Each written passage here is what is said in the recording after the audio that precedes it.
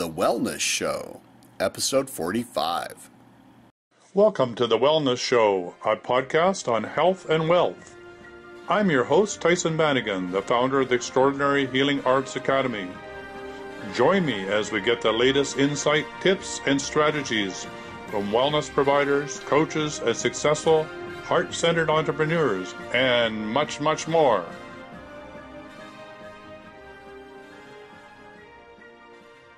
So welcome to The Wellness Show, and today I'm very excited to have somebody all the way from the Canary Islands. That's Frank Lubudda, and he's going to talk to us about getting on purpose. But even more exciting, we're going to talk about my favorite topic, which is enlightenment, how to lighten up and show up and be all that you can be. And I'm sure we're going to wander into many other topics. So Frank, tell us a little about who you are and where you live. That sounds pretty exciting.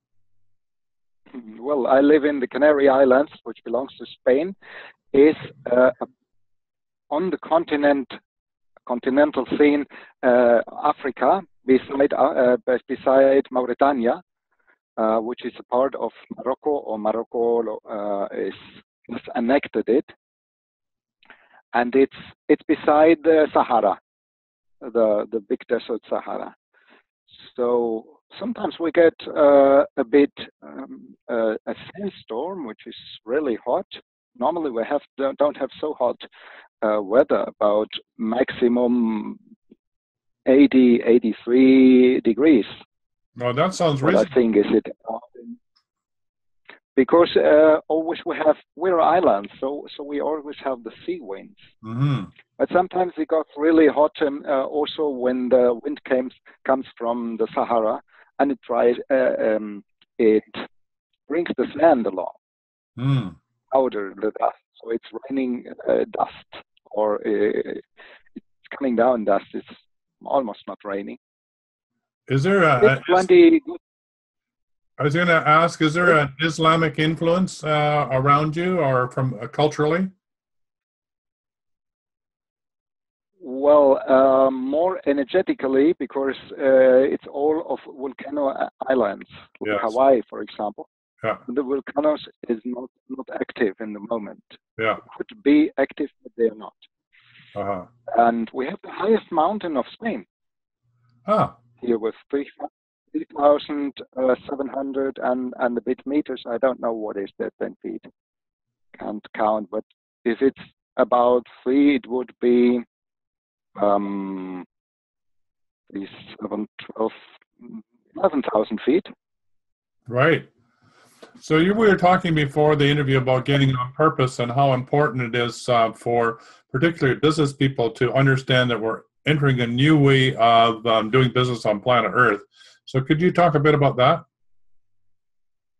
Well, I think we are now coming in a new age. This is predicted since more than 5,000 years in the books of the Vedas of India, and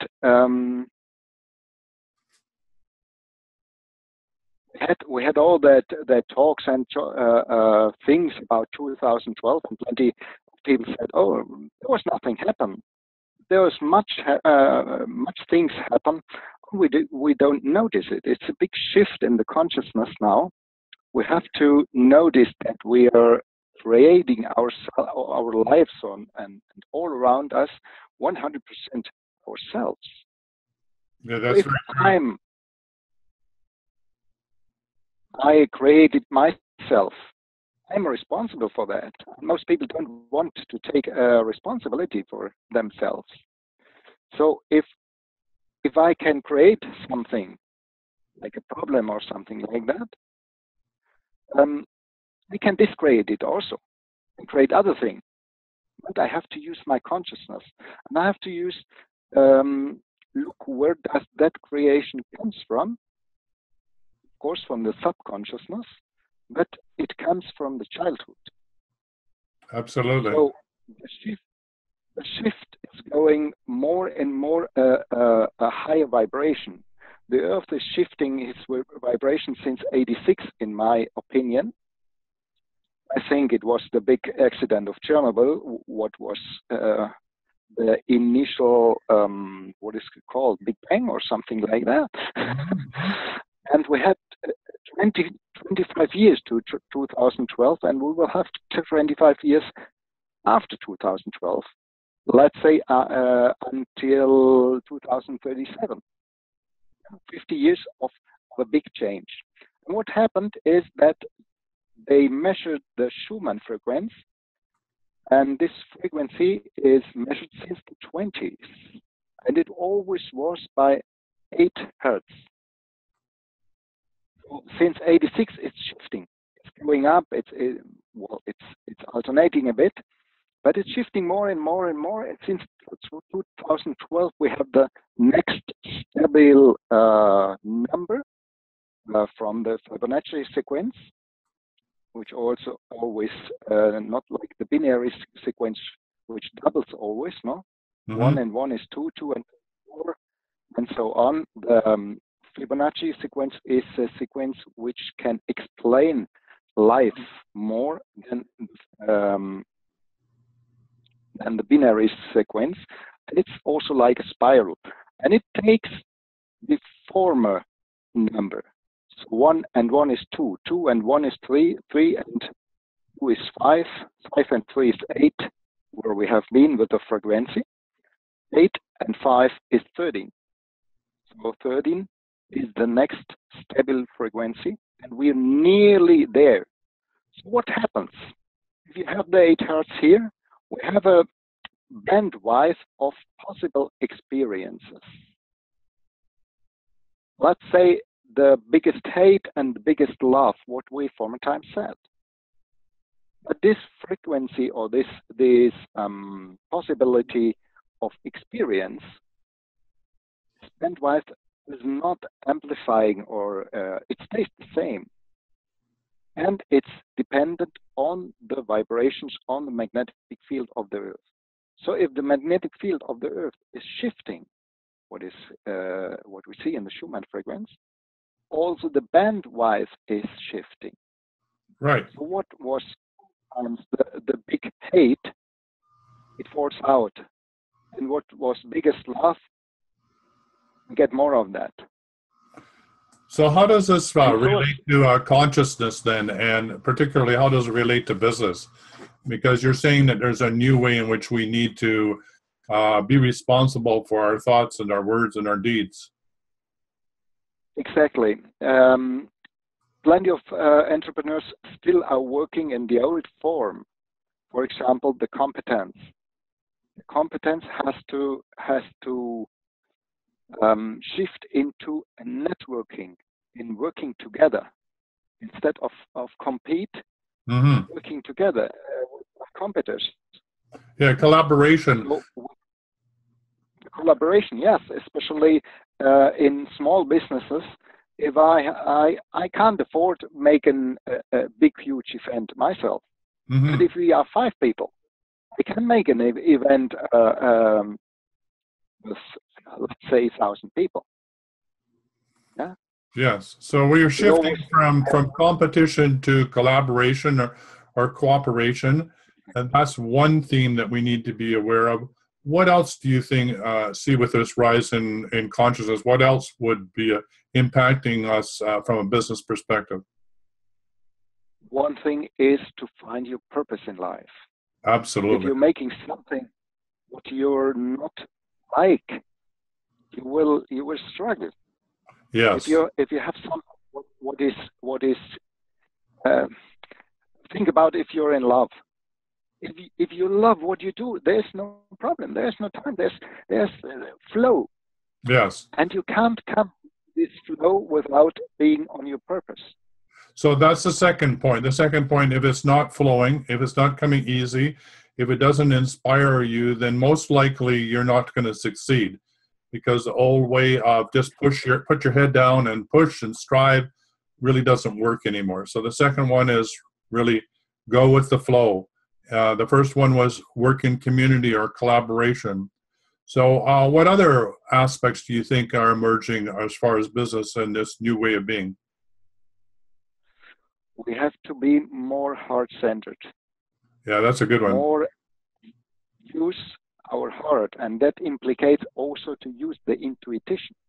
Yes, Intuition always was a thing what was out of business. We're making business, and business is a real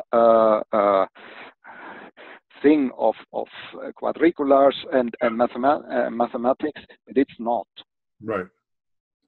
If you enter a room with 5 possible persons, you exactly know with whom you could make business and with whom not. So that third one is intuition, is intuitively knowing who to collaborate with, who to cooperate with, and how to be socially responsible. So that's a great tip. Yeah. So coming from your intuition, not to let go of our intellect. We do have to make intellectual decisions, but to be guided by our heart. So that's great. That's good insight. So anything else? The intellect never makes a decision. Well, it Sorry, asks. but I interrupt. Yeah, he makes a good question. It asks a good question, though. Always is the heart which Yeah. makes the decision, never the intellect. If you make it by the intellect, you will go wrong. If you make the decision, for example, to take a job because it's higher paid, Yeah.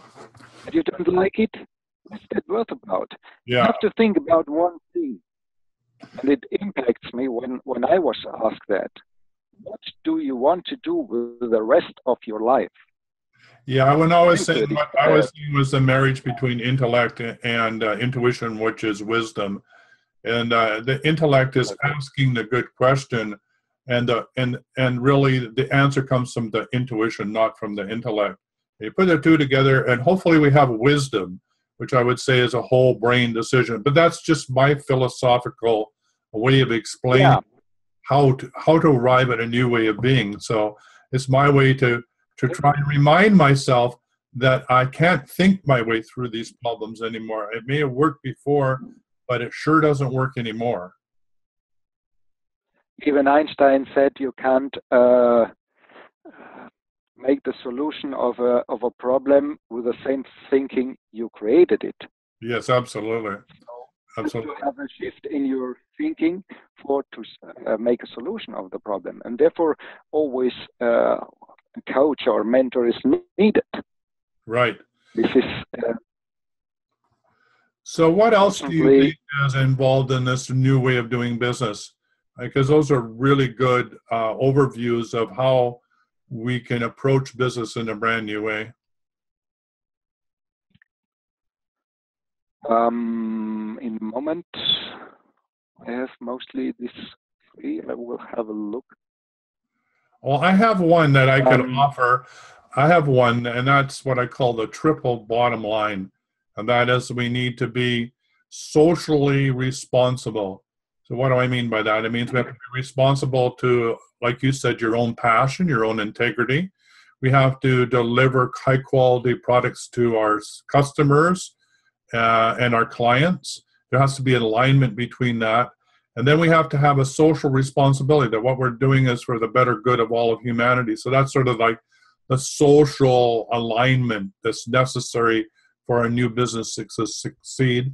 And then I think there's an environmental one as well, that we have to be in line with environmental integrity, that we're contributing to the planetary evolution of consciousness, which I know is one of your favorite things to talk about, which is enlightenment. And so those are what I call the triple bottom line, those three aspects of us being responsible, socially being responsible, and environmentally responsible. Put those three together, and then we're going to create a high-quality products which will change and transform not only humans, but will be in line with the planet and make us a better place to live on. But you were looking at something on your wall, so have you created some graphics and some ideas around all of this? Well, I have like a whiteboard. Yeah, okay. Where I always, if there comes something to me, I make a little note, or I use the postage things to pick there. And one thing I want to mention also, it is we had the industrial age until we can say more or less 2000. And from 2000 on, we had the information age. But now, since about 2 years, we're coming in the relationship age.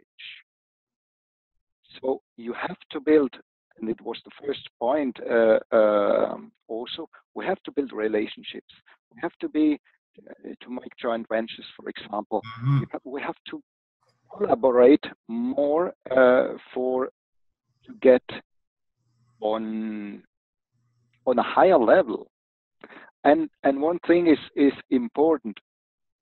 We don't stop learning, even in the last minutes.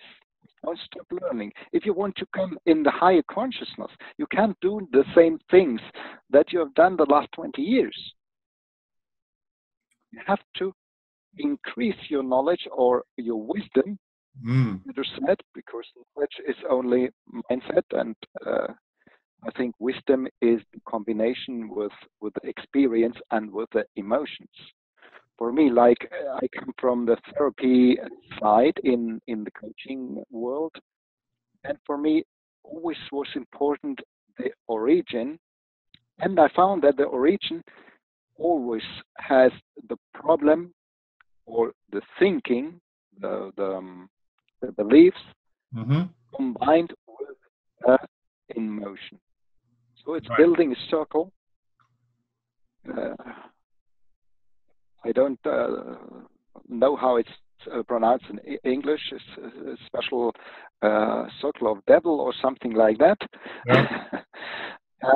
And you're going round and round, and the belief said, oh, there's a emotion, I am right, and the emotion says, oh, there's a thought, I'm right.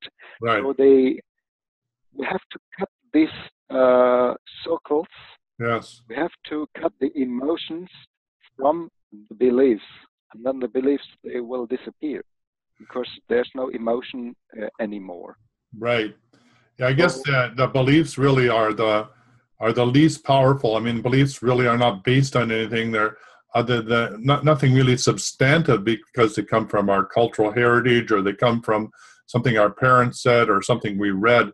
But they really don't have any roots in reality, or they don't have any really roots in knowledge or wisdom. They're just impressions that we have. And we seem to be, especially in North America, we seem to be overwhelmed by emotions. It seems to be overwhelmed by these, like what just happened here with in Orlando, that we want to take a point of view, we want to have an opinion about it, but those are all emotionally arise from our inability to deal with what's happening in our world, and it doesn't have much basis on any reality. It certainly doesn't help with us solving the problem. We have to look also in the intents of some people to keep us in the fear. Yes, absolutely. Because if we end up losing the job, to not succeeding with the business, to losing the clients or something, or not getting clients, if we in that fear, we are manipulatable. Well, let's go to the other side of the equation, because you're really interested in enlightenment, which is really taking us away from the fear and taking us away from our tribal beliefs and our cultural beliefs. So talk about, from your perspective, what does enlightenment mean to you? Well, on one hand, it is shifting your consciousness, and your consciousness is about yourself, not about the others. Get out of the culpability. You're not culpable. Yeah, culpable. Yeah. We say that like that. Yeah, culpable. Yeah. Culpable for your things, but not. There's no culpability anymore. Yes. Because you are creating, the other person is also creating. If we all create 100% of our lives, and we take the responsibility, so there's no culpability anymore. The other is not has no culpability out of your life. There's nothing like a crisis, like big crisis here in Spain, the financial crisis, or generally in Europe. We have a big problem here. But It's not your personal thing. Plenty of people here has crisis written here. Yes. Yeah. I'm not a crisis. My identification has to be outside of all this. Right. If I'm a human being, if I'm really a child of God or whatever you believe, or we can say a piece of God, if I'm a creator, so there's no circumstances what I can relate on or what I can give. It's that because no, Right. it's my creation, and I have to in myself, and that starts, for example, with the words I use. How do I use generally the words? Because it's in the Bible. Right. First thing was the word. So It's the first place in the Bible. Are you saying then that enlightenment begins with radical responsibility with ourselves and with the words that we speak and the thoughts we think and how we show up? And that's the first step? Yeah, I want to amplify the responsible to all beings. Yes. To nature in generally. If I walk in the coast where no tourists come on, yeah, this is so dirty. Yes. It's not tourists here. We have plenty of tourists. The island is living of tourists. It's not the tourists. It's their own people. Yeah. It's the fishermen go fishing and they're taking tins along and let the beer tins there and let the fish tins there. They bring along. And the plastic, and later you find a fish inside the plastic or inside a tin. Yeah. And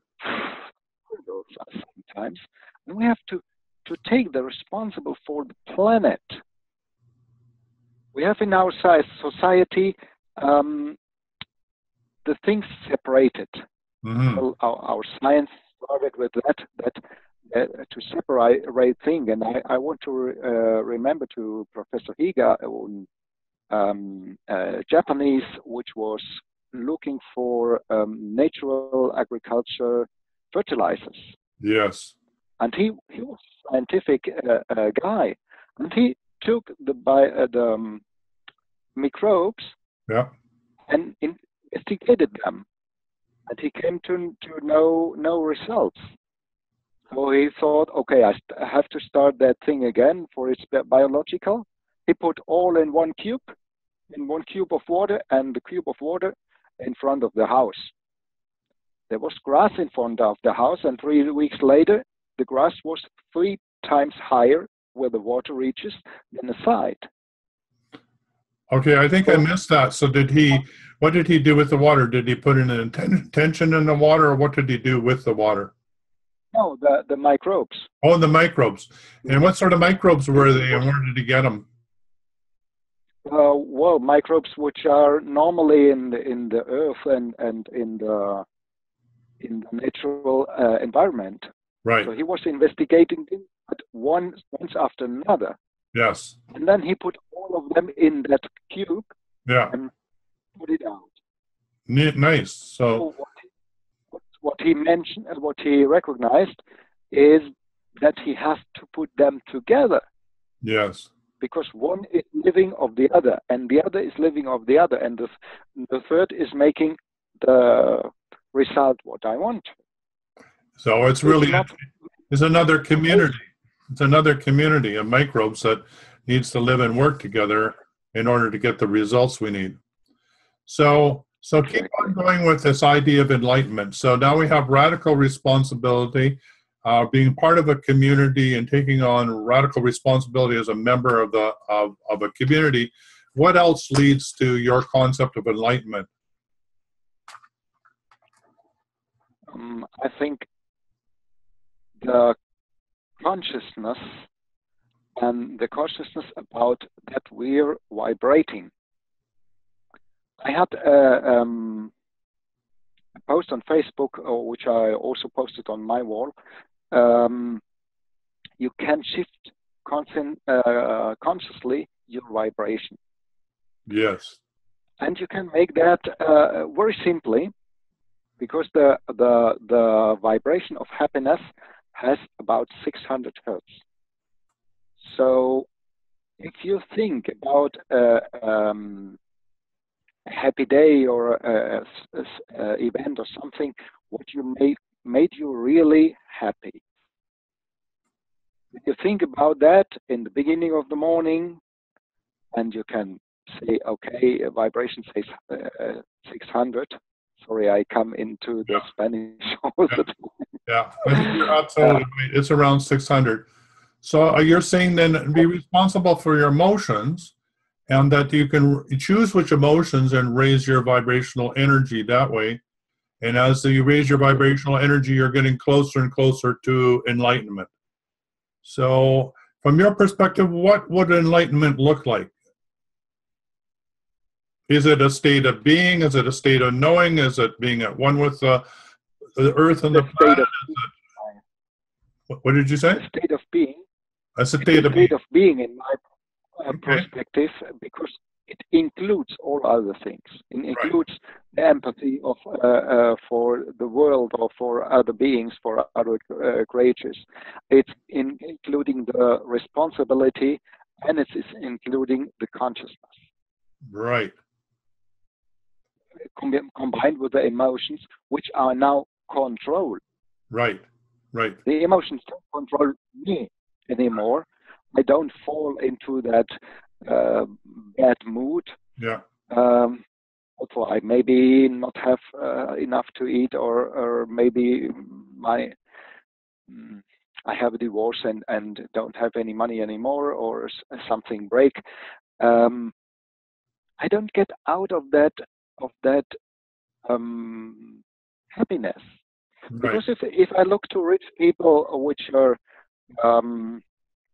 I made seminars with people, they are multimillionaires, and one day they lost all in one day. Mm-hmm. But again, some time later, they have the same again, or even more. Mm-hmm. So what's that about? They're conscious about that they are creating, and they're conscious about their frequency. Because if you're in a high frequency, the universe is, let's say, creating quicker the things for you. Yeah, it's cooperating with you, isn't it?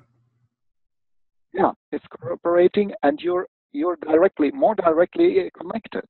So Right. if you go in the mood of fear or of sadness, you're not connected anymore. You're vibrating even outside of the bandwidth of the new frequency or the new bandwidth of experiential positivities. If you're here, it's not working still. Yeah, you're losing It's energy. not working anymore. You're losing energy. You're losing energy, and you're losing more of material. Yeah. Because the material is only a fixed vibration. Yeah. You look very, very close, it's vibrating. Yeah, I love that. Which I love that description you're saying, because you're saying that at this level, you know, whether it's the 500 or the 600, you know, that boundary between gaining and losing energy below here with your thoughts, you know, shame, guilt, fear, doubt, you're literally, the planetary energy wants to recycle you. It's wanting to take you off the planet because it needs to recycle you.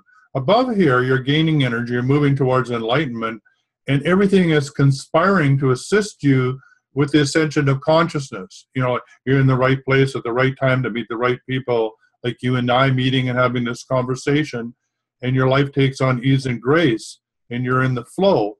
And so really that's what we're talking about, is how do we move our personal being and also the business we're doing so we can move into this way of doing things where there's more ease and grace, we're following our intuition, we're being guided by source, where we have social and environmental and hopefully even political responsibilities for making this a better way to live on this planet. and that we're cooperating with each other. I think that's a wonderful dream. That's a wonderful vision. And I think it's all doable. And guess what? As you said, this is the age of Aquarius. And guess what? We're doing it anyway because we have to. Because if we don't, we're not going to survive. Because the old way doesn't work anymore. It's really fascinating that what used to work for me certainly doesn't work now. I can't put my head down and just do. I don't succeed like I used to. So I'm having to learn how to be different in this world. And you're helping people do that. And so you're a coach. Are you a transitional type coach? You help people yeah. Great. So you're helping people. I have a new program created, which is especially for men, to get aligned with the purpose and get into this maybe new man, whatever that means for you personally, because I think there's no thing fixed anymore. Yes. If you get into your purpose, you will be one of those men. And boy, I tell you, the women are waiting for that. Absolutely. Always when I talk with the girls, they say, "Oh my God, when do I find somebody or some guys of that?" Right. Well, we're nearly near the end of the show. So how do the women and those men that want to work with you, how do they find you? Well, they can find me either on Facebook or I haven't connected it yet, but it's LabuddaCoaching.com. Yeah. Labudda, you write with Labudda. Right, and it's Frank. And you're available on Facebook. And you said you had a Facebook group as well. Do you want to talk a bit about that as we wrap up? Exactly. I made a Facebook group with two other guys, which are in the same way. Yeah. Which is Brian R. King and Steve Garvin, and we're making blood shows and different things posting on this group for to give you an overview what is that new man about, and it's named the On Purpose Man. The On-Purpose Man? On. Oh, on purpose, not on purpose. On purpose. Oh, no. On purpose. On purpose. Well, it's great having you on the show. I think us men, the more we can understand how it is to be more loving, more compassionate, more open, even discovering our divine feminine within, we're all going to contribute to making this a better world. So it was great to have you on the show. Good luck, and we'll be talking to you. And excitingly, just to let you know that this theme is starting to come out. With a previous interview I had was for men as well, along on the similar topic. So something's starting to emerge that we're part of. So thank you for being on this show, and we'll bring you back. Thank you. Thank you also. All right. Bye-bye. Bye. For quality online wellness products, courses, and services, visit our sponsors, theWellnessShow.ca, and the Extraordinary Healing Arts Academy located at theWellnessAcademy.ca. To stay in touch, visit us at theWellnessShow.ca. And until next time, be healthy, wealthy, and wise.